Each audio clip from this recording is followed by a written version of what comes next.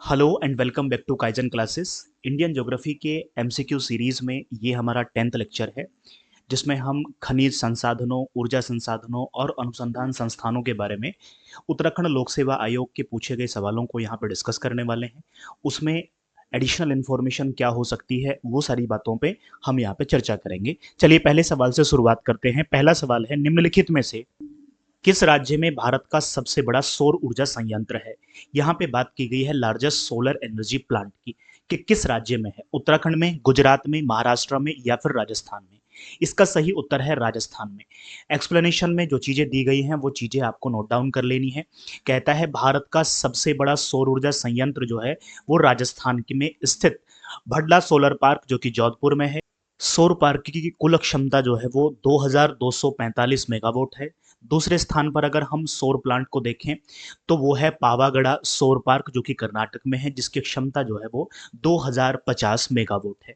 तो यहाँ पे दो बड़े सौर ऊर्जा संयंत्रों को हमने देखा। एक राजस्थान में है जिसकी क्षमता की अगर हम बात करें तो 2245 मेगावाट है। दूसरा कर्नाटक में है जिसकी क्षमता जो है वो 2050 मेगावाट है। चलिए नेक्स्ट सवाल की तरफ बढ़ें। ये जो सेक्शन हम यहाँ पे आज डिस्कस करने वाले हैं इस लेक्चर में, इस सेक्शन में करंट अफेयर्स का वेटेज थोड़ा ज्यादा रहता है। तो हम देखते हैं कि हमारे लिए क्या कुछ महत्वपूर्ण यहाँ से हो सकता है। नेक्स्ट सवाल पे बात करें, कहता है भारत का सर्वाधिक खनिज तेल उत्पादक राज्य कौन सा है? यहाँ पे बात उत्पादक की हो रही है, यानी किस राज्य में सबसे ज्यादा खनिज तेल का उत्पादन किया जाता है? असम में, महाराष्ट्र में, गुजरात में या फिर तमिलनाडु में? इसका सही उत्तर है महाराष्ट्र में। भारत में संभावित तेल क्षेत्र जो है वो 14.1 लाख वर्ग किलोमीटर है। वर्ष 2009-2010 में महाराष्ट्र में मुंबई तट से 176 किलोमीटर दूर स्थित बॉम्बे हाई सर्वाधिक खनिज तेल उत्पादक राज्य था, परंतु वर्तमान में सबसे बड़ा खनिज तेल उत्पादक राज्य कौन सा है? उसका नाम है राजस्थान। जिस समय ये बात हुई थी, जिस समय का यह सवाल है, उस समय महाराष्ट्र था। अगर हम वर्तमान की बात करें according to youth competition publication के अकॉर्डिंग, तो फिलहाल जो है वो राजस्थान है। चलिए नेक्स्ट सवाल की तरफ बढ़ते हैं। सवाल में फैक्चुअल सवाल पूछा है 174 नंबर, एरिड शोध संस्थान इस तरीके के सवाल आपसे पूछता है कि एरिड रिसर्च इंस्टीट्यूट कहां पर है? तो उसका सही उत्तर है जोधपुर में, राजस्थान में। केंद्रीय शुष्क क्षेत्र अनुसंधान संस्थान की स्थापना भारत सरकार ने 1959 में जोधपुर में की थी। भारत में 12% भौगोलिक क्षेत्रफल किसके अंतर्गत आता है? एरिड एरिया के अंतर्गत आता है, यानी शुष्क क्षेत्र के अंतर्गत आता है। नेक्स्ट सवाल की तरफ बढ़िए। सवाल में कहा गया है कि भारत में लौह अयस्क के बृहत्तम उत्पादक, ध्यान रखना है, उत्पादक होता है और एक भंडारण होता है। तो यहाँ पे उत्पादक पूछा गया है, प्रोड्यूसर के बारे में पूछ रहा है, राज्य का नाम बताना है जहां पे लोहा या लौह अयस्क सबसे ज्यादा उत्पादित किया जाता है। झारखंड, बिहार, उड़ीसा या फिर छत्तीसगढ़? इसका सही उत्तर है ओडिशा। देख लेते हैं इसकी व्याख्या को। व्याख्या में क्या कुछ कहा गया है। भारत में लौह अयस्क के बृहत्तम उत्पादक राज्य कौन सा है? उसका नाम है ओडिशा। देश का सबसे बड़ा लौह अयस्क क्षेत्र बरामजादा समूह के नाम से जाना जाता है। सर्वाधिक लौह अयस्क उत्पादित करने वाले 3 राज्यों के नाम यहाँ पे क्रमशः बताए गए हैं। सबसे ज्यादा नंबर पर ओडिशा, दूसरे नंबर पर कर्नाटक और तीसरे नंबर पर छत्तीसगढ़ का नाम आता है, जहां पे लौह अयस्क का उत्पादक होता है। नेक्स्ट सवाल की तरफ बढ़ें। सवाल जो है वो करंट अफेयर से संबंधित है, इसलिए हम इसको यहाँ पे डिस्कस नहीं करेंगे। हाल फिलहाल का जो भी करंट होगा उसको आप यहाँ पे ऐड कर सकते हैं। ये भी सवाल जो है वो सीधा सीधा करंट अफेयर से संबंधित रहा, इसलिए इन सवालों से आगे बढ़ जाते हैं। आगे आयोग ने किस तरीके का सवाल बनाया था हमारे लिए, चलिए। पूछा गया है कि बॉक्साइड किस धातु या तत्व का एक अयस्क है? ये सवाल कई बार पूछता है कि बॉक्साइड किस धातु या तत्व का एक अयस्क है। क्या वो सोने का अयस्क है, तांबे का अयस्क है, प्लेटिनियम या फिर एल्यूमिनियम? सही उत्तर है एल्यूमिनियम। बॉक्साइड एल्यूमिनियम धातु या तत्व का एक अयस्क है जिसका उपयोग विशेष रूप से मिश्र धातु, एल्यूमिनियम पाउडर, बर्तन, बिजली के तारों के निर्माण में किया जाता है। एल्यूमिनियम मिश्र धातुओं का उपयोग ऑटोमोबाइल इंजन के निर्माण में किया जाता है। बॉक्साइड का उपयोग सीमेंट एवं रसायन के निर्माण में भी किया जाता है। ये जो एडिशनल इंफॉर्मेशन या फिर ये जो एक्सप्लेनेशन यहाँ पे किताब में दिया गया है, इनसे संबंधित छोटे छोटे से बुलेट फॉर्म्स आपको बनाते चलने हैं, क्योंकि ये बुलेट पॉइंट्स आपको आपकी एग्जाम में बहुत मदद करने वाले हैं। नेक्स्ट सवाल की तरफ बढ़ते हैं। सवाल में कहा गया है कि भारत में निम्नलिखित में से ऊर्जा उत्पादन में सर्वाधिक भाग किसका है। यहाँ पे चार ऑप्शन बनाए गए हैं, चार स्रोत बताए गए हैं जहां से हमें ऊर्जा की प्राप्ति होती है। तो पूछा गया है कि सबसे ज्यादा सौर ऊर्जा, सबसे ज्यादा ऊर्जा का उत्पादन जो है वो कौन से हिस्से से होता है। एक दिया है एटॉमिक एनर्जी, दूसरा दिया है हाइड्रो पावर यानी जल ऊर्जा, तीसरा दिया है थर्मल पावर यानी तापीय ऊर्जा, और चौथा दिया है पवन ऊर्जा। अब इसमें बताना है सबसे ज्यादा किससे होता है। तो आपको हमेशा याद रखना है, अभी तक वर्तमान में भारत में सबसे ज्यादा ऊर्जा उत्पादन करने में जिस क्षेत्र का योगदान है वो है थर्मल एनर्जी का, या फिर हम कहें तापीय ऊर्जा का। यहाँ पे नीचे एक टेबल दी गई है। कुल तापीय ऊर्जा इतना है, जिसमें कोयले का अगर आप योगदान देखेंगे तो इतना है, गैर जीवाश्म ईंधन 43 दशमलव इतने से आता है, जल विद्युत का योगदान इतना है, सौर ऊर्जा जो है वो 16.1 है, पवन ऊर्जा जो है वो 10.3 है, नाभिकीय एवं आणविक ऊर्जा वो है 1.6। तो सबसे ज्यादा योगदान अगर आप देखें तो थर्मल एनर्जी का है, तापीय ऊर्जा का है 56.8%। चलिए नेक्स्ट सवाल की तरफ बढ़ें। सवाल में लिखा है कि अंटार्कटिका में भारत के तीसरे शोध संस्थान का नाम क्या है। गंगोत्री, मैत्री, शौर्य या फिर भारती। जिस समय ये सवाल पूछा गया 2012 में, उस समय 18 मार्च 2012 को अंटार्कटिका में भारत का तीसरा शोध संस्थान खोला गया था और उसका नाम था भारती, इसलिए सवाल वहां पे आपसे पूछा गया। अंटार्कटिका में भारत के तीसरे शोध संस्थान का नाम भारती है, दिया गया है व्याख्या में। इसका निर्माण कठोर मौसम में शोधकर्ताओं को सुरक्षा प्रदान करने के लिहाज से किया गया है। यह भारत की पहली प्रतिबद्ध अनुसंधान सुविधा है और मैत्री से लगभग 300 किलोमीटर पूरब में है। अब हम देख लेते हैं कि सबसे पहले भारत का रिसर्च सेंटर अंटार्कटिका में खोला गया और उसका नाम था दक्षिणी गंगोत्री। दक्षिणी गंगोत्री का जो स्टेब्लिशमेंट हुआ वो हुआ 1984 में।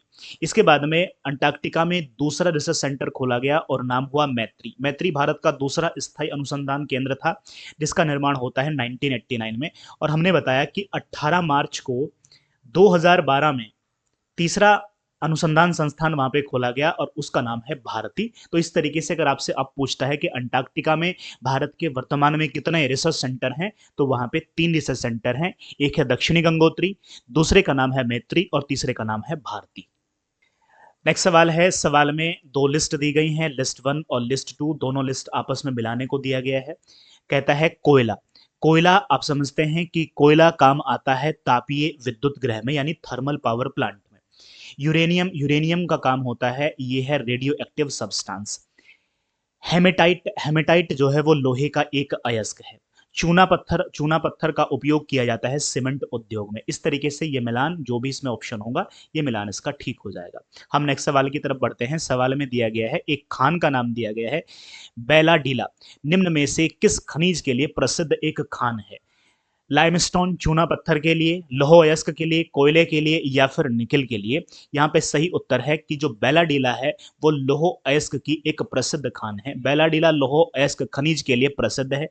यह छत्तीसगढ़ राज्य में है। मोस्ट इंपोर्टेंट, बेलाडीला कहाँ पर है? छत्तीसगढ़ राज्य में है। बेलाडीला खनन क्षेत्र से लौह अयस्क जापान और दक्षिणी कोरिया को क्या किया जाता है? निर्यात किया जाता है। नेक्स्ट सवाल में पूछा गया है कि भारत में प्रमुख सोना उत्पादक राज्य यानी गोल्ड प्रोड्यूसिंग स्टेट कौन से हैं। आंध्र प्रदेश, कर्नाटक, बिहार, उत्तर प्रदेश। इसका सही उत्तर है कर्नाटक। हमेशा से याद रखना है, सोने में सबसे पहले स्थान पर नाम आता है कर्नाटक का। भारत में सोने का सर्वाधिक उत्पादन कर्नाटक राज्य में होता है। देश का अधिकांश स्वर्ण अयस्क धारवाड़ शिष्ट शैलों में क्वार्ट्ज की सिराओं से प्राप्त होता है और धारवाड़ की जो चट्टानें हैं वो आपको कर्नाटका में मिलती है। कर्नाटका में प्रमुख खनन क्षेत्र हैं या खान आप उसको कह सकते हैं। एक का नाम है कोलार और एक का नाम है हट्टी। ये दो तरीके की माइंस हैं वहां पे जिनसे क्या निकाला जाता है? सोना निकाला जाता है। तो कई बार आपको ये भी दे सकता है कि कोलार और हट्टी प्रमुख खनन क्षेत्र हैं, वो किससे संबंधित है? तो ध्यान रखना है गोल्ड से संबंधित है। नेक्स्ट सवाल की तरफ बढ़े। पूछा गया है कि जो सिंगरौली है, सिंगरौली कोयले की खान निम्नलिखित में से किस प्रदेश में स्थित है? छत्तीसगढ़, ओडिशा, झारखंड, मध्य प्रदेश। इसका सही उत्तर है मध्य प्रदेश। ये एक एक पॉइंट जरूर आपको लग रहे होंगे, जब ये आपके एग्जाम में आएंगे तो आपको कंफ्यूजन होगा। मैं दावे से कहता हूं कि इस तरीके का कंफ्यूजन आपको होता होगा। तो हमें क्या करना है कि एक उस पे इनको बुलेट फॉर्म में सजा लेना है। सिंगरौली कहाँ पे है? पहले लिख लिया ऊपर कोयला, तो कोयले की जितने भी खाने हम यहाँ पे डिस्कस करेंगे उन सबको एक जगह, लोहे को एक जगह, तांबे को एक जगह, जितना भी अयस्क आप यहाँ पे देख रहे हैं उनको अलग अलग लिख के राज्यों के नाम लिख लेंगे तो आप कंफ्यूज नहीं होंगे और लंबे समय तक आपको याद रखेंगे। सिंगरौली कोयले की खान मध्य प्रदेश और उत्तर प्रदेश में विस्तृत है। अगर इसका विस्तार देखें तो दो राज्यों में है, मध्य प्रदेश और उत्तर प्रदेश। मध्य प्रदेश में प्रमुखता पाई जाती है। सिंगरौली में कई कोयला आधारित ताप विद्युत संयंत्र भी वहां पे थर्मल पावर प्लांट पे लगाए गए हैं क्योंकि कोयला आराम से मिल रहा है। नेक्स्ट सवाल कहता है निम्नलिखित बॉक्साइड निक्षेप क्षेत्रों में से कौन सा ओडिशा में स्थित नहीं है। बॉक्साइड है तो पूछ रहा है कि कौन सा जो है वो उड़ीसा में नहीं है। अब दिया गया है बोलंगिर, कोरापुट, दुमका या संबलपुर। आप देखेंगे जो दुमका वाला क्षेत्र है, ये दुमका वाला क्षेत्र झारखंड में है। बाकी तीनों क्षेत्र जो है वो आपको उड़ीसा में मिल जाएंगे। दुमका या दुमका जिसको कहते हैं बॉक्साइड निक्षेप क्षेत्र है और वो झारखंड में है, जबकि बोलंगिर, कोरापुट, संबलपुर ओडिशा में बॉक्साइड खनन क्षेत्र है। ओडिशा सबसे बड़ा बॉक्साइड उत्पादक राज्य भी है, ये भी आपको यहाँ से पॉइंट को जान लेना है। अगर आपसे पूछे कि बॉक्साइड के मामले में उत्पादन की दृष्टि से सबसे बड़ा राज्य कौन सा है तो आप बताएंगे ओडिशा। सवाल नंबर 186 कहता है निम्नलिखित में से कौन ऊर्जा का नवीकरणीय स्रोत है, यानी रिन्यूएबल सोर्सेस के बारे में बात कर रहा है। आपको पता है कोयला नहीं है, पेट्रोलियम नहीं है, प्राकृतिक गैस नहीं है, ये सब तो क्या है, ये सब तो परंपरागत स्रोत हैं। अगर हम नवीकरणीय ऊर्जा स्रोतों की बात करेंगे तो उसमें सूर्य का प्रकाश यानी सनलाइट जो है वो नवीनतम स्रोत है। आप सभी जानते हैं इस बात को। निम्नलिखित में से किस नगरी को भारत की सिलिकॉन वैली के नाम से जाना जाता है, और सिलिकॉन वैली है हमारा बेंगलुरु। सवाल नंबर 188 कहता है भारत की सबसे पुरानी तेल शोधनशाला कहां पर स्थित है। हल्दिया में है, डिगबोई में है, बरौनी में है या फिर कोची में है। डिगबोई असम में भारत की सबसे पुरानी तेल शोधनशाला स्थित है। सबसे पुरानी तेल शोधनशाला डिगबोई तिनसुकिया जिले असम में स्थित है। डिगबोई रिफाइनरी भारत का सबसे पुराना तेल शोधक कारखाना है। डिगबोई को भारतीय हाइड्रोकार्बन क्षेत्र की गंगोत्री माना जाता है। जिस तरीके से गंगोत्री से गंगा निकलती है उसी तरीके से भारतीय हाइड्रोकार्बन के लिए डिगबोई जाना जाता है। नेक्स्ट सवाल की तरफ बढ़ें। भारत में मैग्नीज का सर्वाधिक उत्पादक राज्य कौन सा है। कर्नाटक, छत्तीसगढ़, मध्य प्रदेश या फिर ओडिशा। इसमें सही उत्तर है मध्य प्रदेश। भारत में मैग्नीज का सर्वाधिक उत्पादक राज्य मध्य प्रदेश है। मैग्नीज का सर्वाधिक भंडार उड़ीसा में देखने को मिलता है। तो देखिए यहाँ पे दो चीजें उन्होंने बताई हैं। अगर उत्पादन की दृष्टि से देखें तो नाम मध्य प्रदेश का आता है, बट अगर भंडार की दृष्टि से देखें, रिजर्व की दृष्टि से देखें तो नाम आता है उड़ीसा का। कहता है निम्नलिखित में से कौन सा न्यूक्लियर पावर प्लांट या न्यूक्लियर पावर स्टेशन नहीं है। अणु विद्युत शक्ति गृह के बारे में जो बात की गई है, कौन सा नहीं है, तो बेसिकली न्यूक्लियर पावर स्टेशन के बारे में पूछा है। रावतवाड़ा जो कि राजस्थान में है, इसके बाद में काकरापारा जो कि गुजरात में है, कायगा जो कि कर्नाटका में है। ये तीनों के तीनों आप देखेंगे ये न्यूक्लियर पावर स्टेशन है। अगर आप देखें जो खपो या खोपोली यहाँ पे दिया गया है, ये पावर स्टेशन नहीं है, ये महाराष्ट्र में स्थित एक प्लेस है। नेक्स्ट सवाल की तरफ बढ़ें। कोडरमा निम्नलिखित खनिजों में से किसके लिए प्रसिद्ध है, तो कोडरमा का संबंध है माइका से, अभ्रक से। कोडरमा झारखंड में स्थित अभ्रक खान के लिए प्रसिद्ध है। यहाँ मुख्य रूप से रूबी अभ्रक का उत्पादन होता है। कोडरमा को अभ्रक की राजधानी कहा जाता है। ध्यान रखना है कोडरमा एक जिला है झारखंड में और उसको कहा जाता है अभ्रक की राजधानी। आंध्र प्रदेश का नेल्लोर क्षेत्र अभ्रक का एक महत्वपूर्ण उत्पादक क्षेत्र। नेक्स्ट सवाल में पूछा गया है कि नुमालीगढ़ तेल शोधन कारखाना भारत के किस राज्य में स्थित है। नुमालीगढ़ का संबंध जो है वो असम से है। नेक्स्ट सवाल की तरफ बढ़िए। भारत का सबसे बड़ा तैरता सौर ऊर्जा संयंत्र किस राज्य में स्थापित किया गया है। अगर इन्हीं में से हमें एक आंसर को टिक करना हो तो आंध्र प्रदेश के साथ जाएंगे, बाकी इसका सही उत्तर जो है वो तेलंगाना है। चूंकि ऑप्शन में तेलंगाना नहीं दिया गया है तो आंध्र प्रदेश इसका नियरेस्ट आंसर होगा, बट इसका सही उत्तर है तेलंगाना। चलिए नेक्स्ट सवाल की तरफ बढ़ जाते हैं। नेक्स्ट सवाल की बात करें, लिखा है भारत का सबसे बड़ा कोयला क्षेत्र कौन सा है। रानीगंज, बोकारो, झरिया या फिर गिरिडीह। तो इसका सही उत्तर है रानीगंज। व्याख्या देख लेते हैं, व्याख्या में काफी कुछ महत्वपूर्ण है। भारत का सबसे बड़ा कोयला क्षेत्र रानीगंज है। रानीगंज कोयला क्षेत्र देश में कोयला खनन की जन्मस्थली माना जाता है, यानी यहीं से कोयले के खनन की शुरुआत हुई। कहता है 1774 ईस्वी में देश में पहला खनन संचालन इसी कोयला क्षेत्र से प्रारंभ किया गया था। रानीगंज कोयला क्षेत्र दो राज्यों में स्थित है। कौन कौन से हैं? एक है पश्चिम बंगाल और दूसरा है झारखंड। रानीगंज कोयला क्षेत्र का क्षेत्रफल जो है वो 1530 वर्ग किलोमीटर है, जो पश्चिम बंगाल में जिलों के नाम दिए हैं बर्धमान, वीरभूमि, बाकुंडा एवं पुरुलिया जनपद में फैला हुआ है, और झारखंड के देवघर आदि जिलों में फैला हुआ है। तो ये हो जाता है भारत का सबसे बड़ा कोयला क्षेत्र, जिसका नाम है रानीगंज। और रानीगंज जो है वो कोयला खनन की जन्मस्थली माना जाता है। नेक्स्ट सवाल की तरफ बढ़ते हैं। सवाल में लिखा है भारत में निम्नलिखित राज्यों में कौन अभ्रक का सबसे बड़ा उत्पादक है, यानी लार्जेस्ट प्रोड्यूसर स्टेट के बारे में पूछा है माइका की दृष्टि से। तो आंध्र प्रदेश, राजस्थान, बिहार और झारखंड। इसका सही उत्तर है आंध्र प्रदेश। भारत में अभ्रक का सबसे बड़ा उत्पादक राज्य का नाम है आंध्र प्रदेश, लगभग इतने टन का उत्पादन करता है। उसके बाद दूसरे नंबर पर नाम आता है राजस्थान का। अगर अब भंडारण की बात करें, हमने यहाँ पे बात करी है प्रोड्यूसिंग स्टेट की। अगर हम बात करें कि रिजर्व स्टेट के मामले में, तो पहला नंबर आंध्र प्रदेश का, दूसरा राजस्थान का, तीसरा उड़ीसा का और चौथा महाराष्ट्र का और पांचवा बिहार का आता है। ये क्रम आपको याद रखना है क्योंकि खनिज से संबंधित सवाल आपसे पूछता है आयोग। नेक्स्ट सवाल है मेलाकाइट खनिज है लौह धातु का, कैल्शियम का, तांबे का या फिर मैग्नीशियम का? सही उत्तर है तांबे का। कुछ चीजों को आप फैक्चुअली याद रख के चलेंगे ताकि आपको वहां पे आसानी हो। नेक्स्ट सवाल की तरफ बढ़ते हैं। भारत के निम्नलिखित स्थानों, देखिए वहां पे दिया गया है हट्टी, कोलार, रामगिरी, कौन सी धातु पाई जाती है? अभी हमने ऊपर देखा था कि इसका संबंध जो है वो सोने से है, और ये जो खान है ये हमें मिलती है कर्नाटका में। नेक्स्ट सवाल की तरफ बढ़े। निम्नलिखित में से सर्वोत्तम श्रेणी का कोयला कौन सा है? कोयले की बात करी गई है। एक है लिग्नाइट, एक है पीट, एक है एंथ्रेसाइट और एक है बिटुमेंस।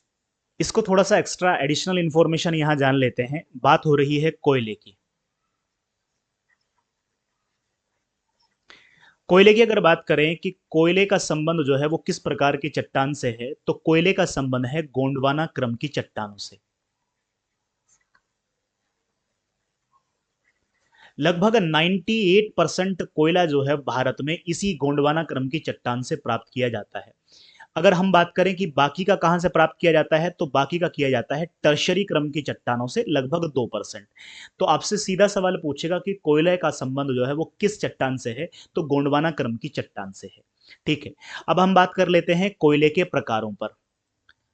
कोयले के प्रकार, तो ध्यान रखना है कोयले के चार प्रकार हैं। एक प्रकार है जिसको हम कहते हैं एंथ्रेसाइट। दूसरा कोयले का प्रकार है जिसको हम कहते हैं बिटुमिन्स। तीसरे प्रकार पे बात करें तो उसका नाम है लिग्नाइट।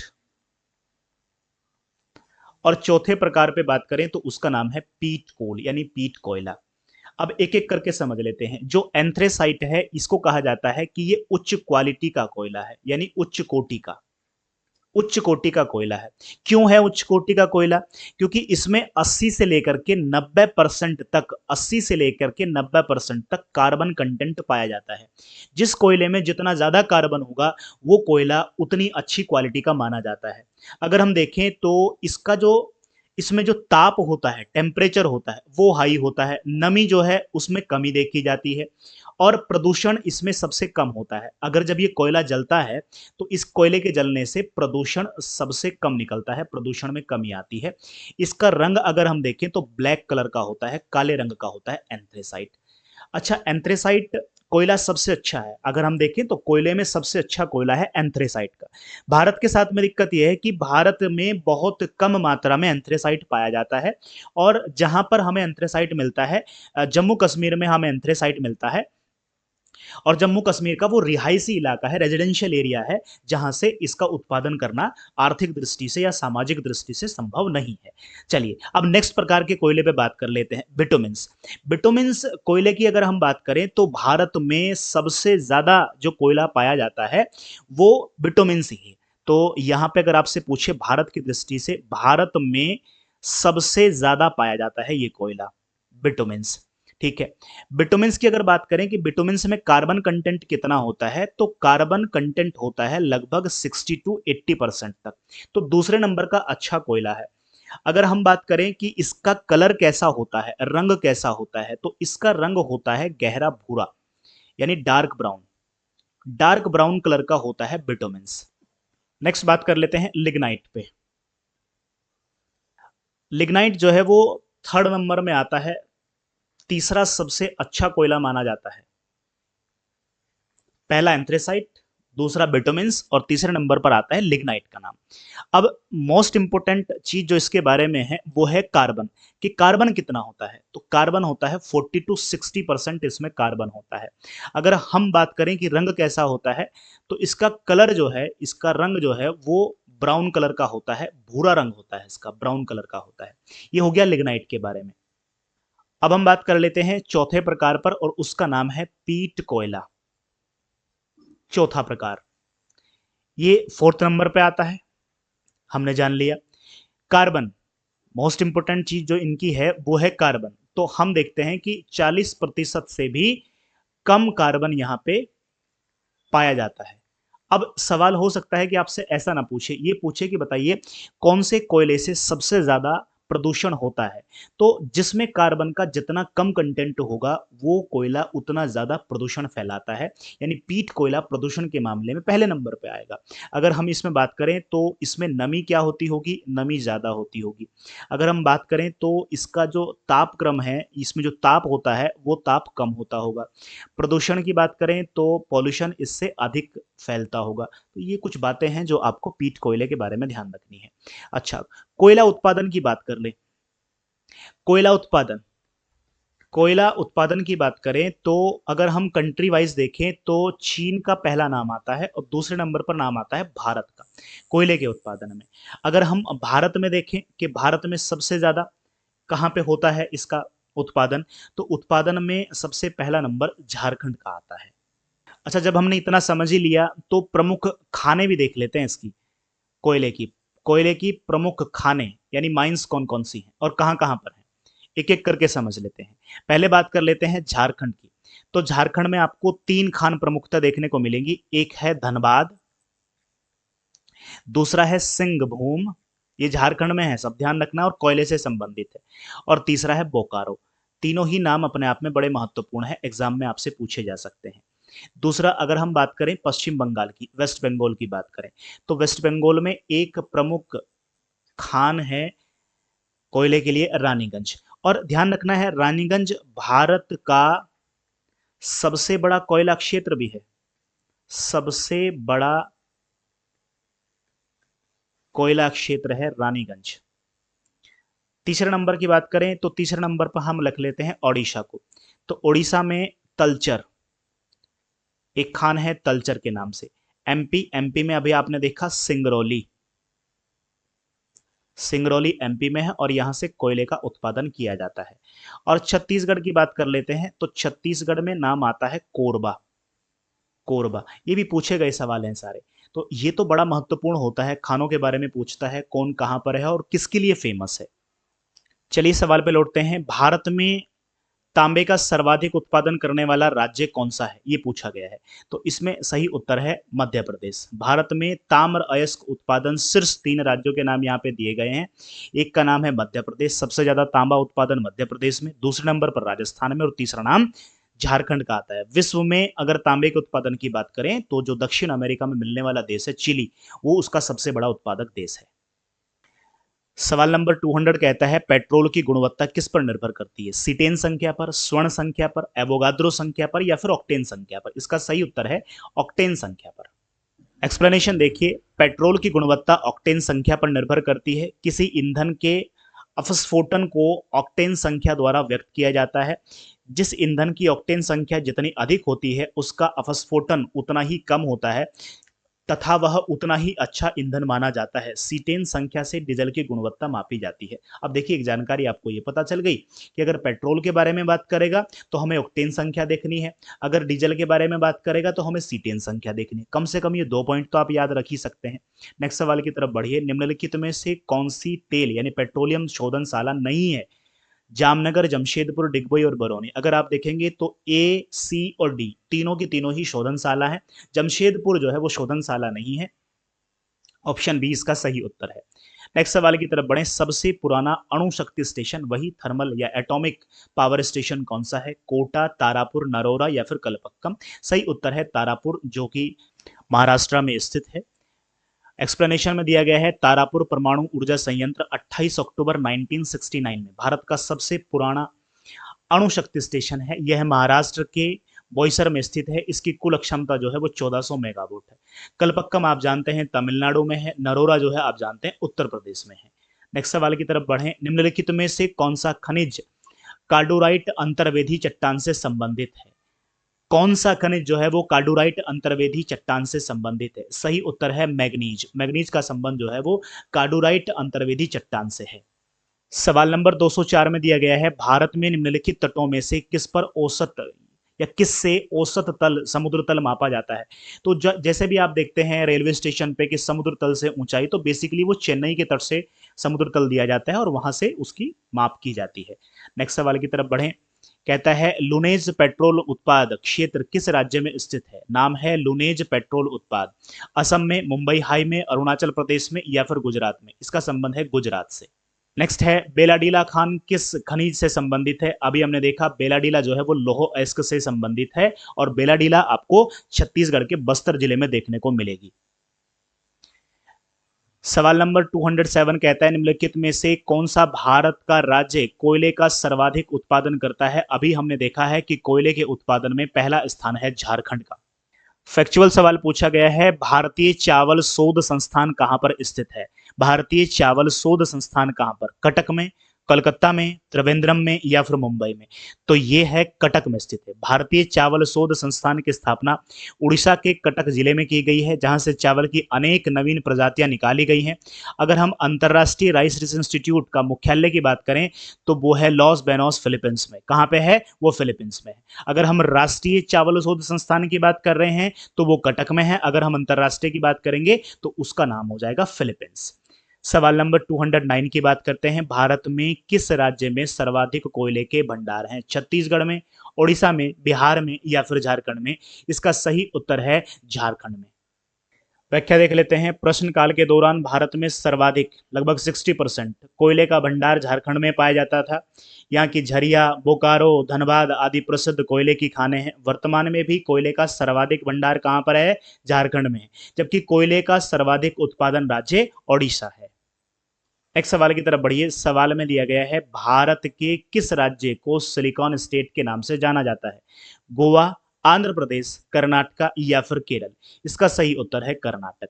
कर्नाटक राज्य को भारत का सिलिकॉन स्टेट कहा जाता है। इस राज्य के बंगलुरु शहर में सिलिकॉन धातु से बने पदार्थों का निर्माण अधिक मात्रा में किया जाता है, जिसका प्रयोग कंप्यूटर के चिप्स, इंटीग्रेटेड सर्किट बनाने में किया जाता है। याद है कि संयुक्त राज्य अमेरिका में उत्तरी कैलिफोर्निया के सैन फ्रांसिस्को खाड़ी क्षेत्र का दक्षिणी भाग सिलिकॉन वैली के नाम से प्रसिद्ध है। आरंभ में यहाँ पर भारी संख्या में सिलिकॉन के एकीकृत परिपथ यानी चिप बनाने वाली कंपनियों के कारण इसको यह नाम मिला था। अब यही सेम काम जो कर्नाटका में बेंगलुरु है वहां पर हो रहा है, इसलिए उसको सिलिकॉन स्टेट के नाम से जाना जाता है। नेक्स्ट सवाल है वन अनुसंधान संस्थान कहां पर है? आप सभी को पता है कि यह देहरादून में है, उत्तराखंड में। नेक्स्ट सवाल की तरफ बढ़े। सवाल में मानचित्र दिए गए हैं। मानचित्र पर ABCD 4 कोयला क्षेत्रों को प्रदर्शित किया गया है। इनमें से किस एक को मानचित्र पर सही नहीं दिखाया गया है, ऐसा यहाँ पे पूछा गया है। देखिए, सतपुड़ा, सोनघाटी, कोरबा या फिर कर्णपुरा? ए ऑप्शन को देखिए, सतपुड़ा को। यहाँ पे हमें पता है कि यहीं पे आपका सतपुड़ा, इससे ऊपर आप देखेंगे कि यहाँ पे विंध्यन है और यहीं पे सतपुड़ा है। ए को सही दिखाया गया है। सोन नदी घाटी की अगर बात करें बी ऑप्शन में, तो यहीं से ही सोन नदी घाटी अमरकंटक से निकलते हुए सतपुड़ा से ही ऊपर की तरफ जाएगी, तो सोन घाटी भी ठीक दिखाई गई है। कोरबा, अभी हमने देखा कि कोरबा का संबंध जो है वो छत्तीसगढ़ से है। अब अगर हम बात करें कर्णपुरा की, तो कर्णपुरा का संबंध वो झारखंड से है और यहाँ पे झारखंड नहीं है, झारखंड को हमें यहाँ दिखाना था, इसलिए इसकी लोकेशन जो है वो सही तरीके से नहीं दिखाई गई है। ऑप्शन डी इसका सही उत्तर हो जाएगा। देखिए, व्याख्या में भी दिया गया है सतपुड़ा कोयला क्षेत्र मध्य प्रदेश के छिंदवाड़ा जिले में अवस्थित है। कोरबा कोयला क्षेत्र छत्तीसगढ़ में अवस्थित है। कर्णपुरा कोयला क्षेत्र झारखंड में अवस्थित है तथा सोनघाटी कोयला क्षेत्र मध्य प्रदेश में अवस्थित है। तो जहां पे झारखंड होना चाहिए, अगर आप मैप में सही तरीके से देखेंगे तो वहां पे कर्णपुरा को नहीं दिखाया गया था, इसलिए यही इसका सही उत्तर हो जाएगा। कोडरमा खनिज या कोडरमा जो है वो किस खनिज के लिए प्रसिद्ध है? पहले भी आया था ये सवाल। अभ्रक के लिए यानी माइका के लिए प्रसिद्ध है। ये उत्तराखंड लोक सेवा आयोग ने 2021 में प्री में पूछा था। नेक्स्ट सवाल की तरफ बढ़ें। भारत का पिट्सबर्ग के नाम से किसको जाना जाता है? भागलपुर को, वाराणसी को, या सिंदरी को, या फिर जाना जाता है जमशेदपुर को? इसका सही उत्तर है जमशेदपुर। आप सभी को पता है कि जमशेदपुर टाटा जमशेद के नाम से वहां पे रखा गया है। तो जमशेदपुर में बेसिकली लोहे से संबंधित काम होता है, और जो पिट्सबर्ग है वो भी लोहे, यानी उसको कैपिटल ऑफ आयरन के नाम से भी जाना जाता है। खनिज संपदा में समृद्ध होने के कारण जमशेदपुर को भारत का पिट्सबर्ग कहा जाता है। वर्ष 1907 में जमशेदपुर में जीएन टाटा द्वारा Tata iron and steel company, जिसको हम कहते हैं टिस्को, की स्थापना की गई थी, इसलिए इसको भारत का पिट्सबर्ग के नाम से जाना जाता है। नेक्स्ट सवाल की तरफ बढ़ते हैं। सवाल में कहा गया है निम्नलिखित में से किस प्रदेश में अभ्रक संसाधन सर्वाधिक है? यानी सबसे ज्यादा माइका हमें कहाँ देखने को मिलती है? राजस्थान में, उत्तर प्रदेश में, उत्तराखंड में, या फिर हरियाणा में? इसका सही उत्तर है राजस्थान में। व्याख्या देखना यहाँ पे उचित होगा। अभ्रक का अनुमानित भंडार देश में इतने टन है। इसमें आंध्र प्रदेश में 67%, यानी सबसे ज्यादा तो आंध्र प्रदेश में है। हम भंडार की बात कर रहे हैं, रिजर्व की बात कर रहे हैं। बिहार 22%, राजस्थान में 8% और झारखंड में 3%, यानी आंध्र प्रदेश, बिहार, राजस्थान और झारखंड। उल्लेखनीय है कि अभ्रक के भंडार उत्पादन में आंध्र प्रदेश का देश में पहला स्थान है। बस आपका काम हो गया। भंडार और उत्पादन की दृष्टि से आंध्र प्रदेश देश में माइका के दृष्टि से पहले स्थान पर है। किंतु प्रश्नगत विकल्प में आंध्र प्रदेश न होने के कारण राज्य जो विकल्प आएगा उसका क्या नाम आएगा? उसका नाम आएगा राजस्थान। अभ्रक उत्पादन में चीन का अग्रणी स्थान है। इसके बाद पूर्व भारत का प्रथम स्थान था। भारत के आंध्र प्रदेश 60%, बिहार 22%, राजस्थान 8%, और ये सारी बातें यहाँ पे दी गई हैं। चलिए नेक्स्ट सवाल की तरफ बढ़ जाते हैं। सवाल में कहा गया है ऊर्जा संकट से क्या तात्पर्य है? जल विद्युत की कमी होना, कुपोषण के कारण शरीर में ऊर्जा का ह्रास होना, तापीय ऊर्जा की कमी होना, या फिर कोयला तथा पेट्रोल जैसे जीवाश्म ईंधनों के समाप्त होने का खतरा पैदा होना। यही है ऊर्जा संकट। क्योंकि अभी हमारे लिए ऐसा नहीं है कि तापीय ऊर्जा से ऊर्जा नहीं आती है, जल विद्युत से ऊर्जा का उत्पादन नहीं किया जाता है, पर चूंकि हमारे लिए फिलहाल कोयला और पेट्रोल जैसे जीवाश्म ईंधन ही हमारे लिए ऊर्जा का अभी भी एक मूल आधार बने हुए हैं, इसलिए अगर इनकी समाप्ति हो रही है, इनकी समाप्ति का खतरा मंडरा रहा है, तो हमारे लिए जाहिर सी बात है ये ऊर्जा संकट का एक संकेत है। इसलिए फिलहाल इसका सही उत्तर हो जाएगा ऑप्शन डी। नेक्स्ट सवाल है भारत के निम्न में से किस भाग में खनिज संसाधनों के सबसे बड़े भंडार हैं? सबसे ज्यादा खनिज भंडार जो है वो कहाँ देखने को मिलेंगे? तो ये मिलेंगे आपको दक्षिण पूर्व में। भारत में खनिज संसाधनों का सबसे बड़ा भंडार दक्षिण पूर्व में संचित है।